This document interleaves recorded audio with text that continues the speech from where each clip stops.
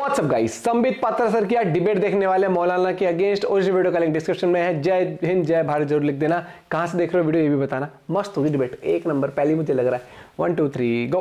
अरे 1 2 3 गो। आप मुझे बताइए आज दैट अगर सुप्रीम कोर्ट जमीन हिंदुओं को दे दे, क्या आपको उसको मानने के लिए तैयार है? एक हाँ या ना बात करें ना। सर सुनिए, हाँ या ना बात करें। हाँ या ना बात करें। कितना अच्छा होता अगर कोर्ट से बाहर ये सेटलमेंट हो जाता। आप 4 साल तक बेवकूफ बनाते रहे। 19 आते आते आपने रविशंकर जी को लगा दिया कि महाराज आप संभालिए।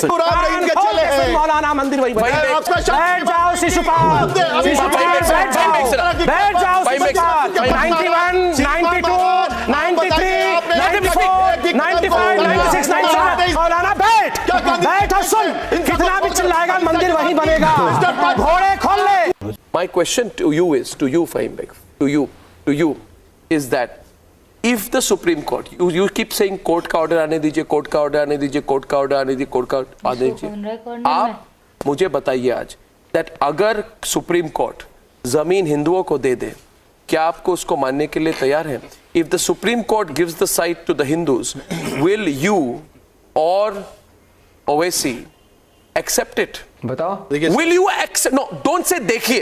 Don't say देखिए। मैं बता रहा हूँ। The straight reply. देखिए सबसे पहला मेरा सवाल Will you accept it? Owaisi पर है कि जब कोर्ट में मैटर है तो ओवैसी सियासत करके इस मुद्दे को क्यों प्रोवोक करना चाहते हैं?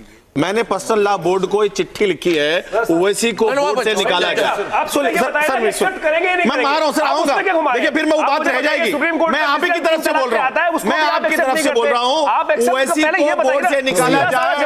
ओवैसी ने पिछले हफ्ते कहा, आप सीधा सीधा बताएं कि क्या कोर्ट के डिसीजन को आप एक्सेप्ट करेंगे कि नहीं करेंगे? आप सीधा एक हाँ या ना बात करें ना। सर सुन, हाँ या ना बात करें। हाँ या ना बात करें।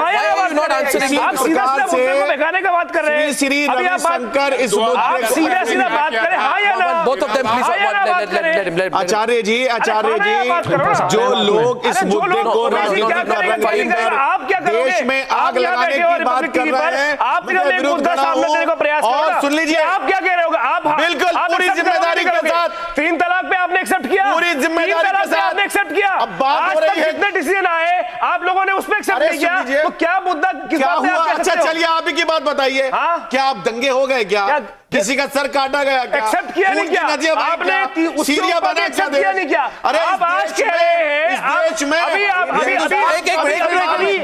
हिंदुस्तान का मुसलमान पूरी तरीके से इस देश के, मेरे देश के संविधान कानून पर विश्वास रखता है और इंसाफ होगा इंशाअल्लाह रहमान। Answer the question. नहीं हाँ या ना, एक क्वेश्चन पूछा था। आप ये बताइए सुप्रीम कोर्ट डिसीजन देता है। अच्छा मैंने माना, बताइए क्या डिसीजन लेंगे? मैंने माना, मैंने माना जो कोर्ट का डिसीजन होगा, चाहे वो मेरे पक्ष में आए या नहीं आए, वो मंजूर होगा। अब आप बताइए, और पात्रा साहब आप बताइए कि आपको ये मंजूर होगा? क्या आप इसको घसीट के पार्लियामेंट में ले जाएंगे? मेरा क्या सवाल, आप ऑर्डिनेंस लेकर आएंगे? क्या आप फिर बिल लेकर आएंगे? हुआ तो क्या ये मैं आज इस प्रोग्राम पर 1 minute I will ask 4 questions. You will not decide the question. All my 4 questions will complete the debate. ये नहीं होगा गोस्वामी साहब। फ़हीम बेग, सवाल तीखे यही होगा। पूछे जाएं। यही क्या उनसे भी जाएगा? मैं पूछ रहा हूं। उनको भी देना पड़ेगा। उनको भी पूछूंगा। आपको आवाज ऊंची करने की जरूरत नहीं चलेगी। सवाल दोनों तरफ बराबर, इंसाफ दोनों का बराबर। मैं दोनों, यही कोर्ट से भी आदे, कोर्ट से भी गुजारिश। Thank you. Sabit. Arnav, I listen to everyone. I'm otherwise extremely aggressive. Address him directly. I am addressing him directly. I'm addressing him and others also directly. Okay, 1 minute करूंगा। आप नहीं बोलेंगे। आप नहीं बोलेंगे। उनको बोलने दीजिए। आपको you don't have to tell me. You don't have to tell me. Listen, let him debate. सवाल रखिए वो। Let him debate. जो आपने इधर रखा था। आपने आज तक कुछ नहीं किया है। मैं जवाब दूंगा फ़हीम भाई, सुनिए। Arnav, otherwise I'm extremely aggressive on debates because the issues are extremely important. This Address issue Pramod Krishnan. I'm addressing everyone, addressing Pramod Krishnan ji as well. Number one, remember one thing. This is an issue on which I personally believe, rather than being aggressive, we have to be composed because it is extremely sensitive. Remember what Justice Keher had said. Justice Keher had said, we don't have to be loud on this because it's a very sensitive issue and we would be obliged if the things are settled outside the court through consent. Why did Justice Keher say that. Remember, Mr. Goswami, that the basic structure of India is. I'm addressing him. I'm looking at him. There is a lot of difference between this. Please, sir, allow me to complete. I'm talking to Pramod ji. There is a lot of Allow me to complete. Sir, I am not shouting at anyone. Allow me a few seconds. The basic structure of this country is the trust between the different communities, Hindus and the Muslims. This trust should never be breached. That's the reason as to why the court also feels that rather than the court saying something about in favor of one community and against other community, कितना अच्छा होता अगर court से बाहर ये settlement हो जाता. इसलिए बहुत लोग कोशिश कर रहे हैं, जो भी कोशिश कर रहे हैं अच्छी बात. सुनिए, अब हमने क्या क्या सुना, हमने क्या क्या सुना. मैं प्रमोद जी को जवाब दे रहा हूँ. आपका नाम प्रमोद आचार्य है. मुझे आप बताइए. प्रधानमंत्री ने बुलाया सबको टेबल टॉक मैं प्रमोद जी से बोल पक्षकारों को बुलाकर पीओमा में बात की. क्या हमारे अटल बिहारी वाजपेयी ने जो एक कमेटी बनाई थी उसको आपने दोबारा से रिकॉन्स्टिट्यूट किया? क्या आपने किसी भी तरह की कोई ईमानदारी से तैयारी नहीं की?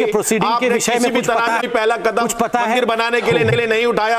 आप 4 साल तक बेवकूफ बनाते रहे. 19 आते आते आपने रविशंकर जी को लगा दिया कि महाराज आप संभालिए, हम पीछे से खड़े हैं. उनकी जो भाषा बदली वो आपने बदली, जो मंशा बदली वो आपने बदली. आपने तमाम उन कामों को नहीं किया जो देश में मंदिर मस्जिद का मुद्दा सुलझाया जा सकता था. प्रधानमंत्री दुनिया में जाके बात करते हैं, शहजाद पूनावाले की बात करते हैं, वो हर छोटे छोटे मुद्दों की बात करते हैं. वो मंदिर मस्जिद की बात क्यों नहीं करते? प्रधानमंत्री ने अब तक सभी उन मुद्दों को उठाया जो पार्टी के विरुद्ध थे.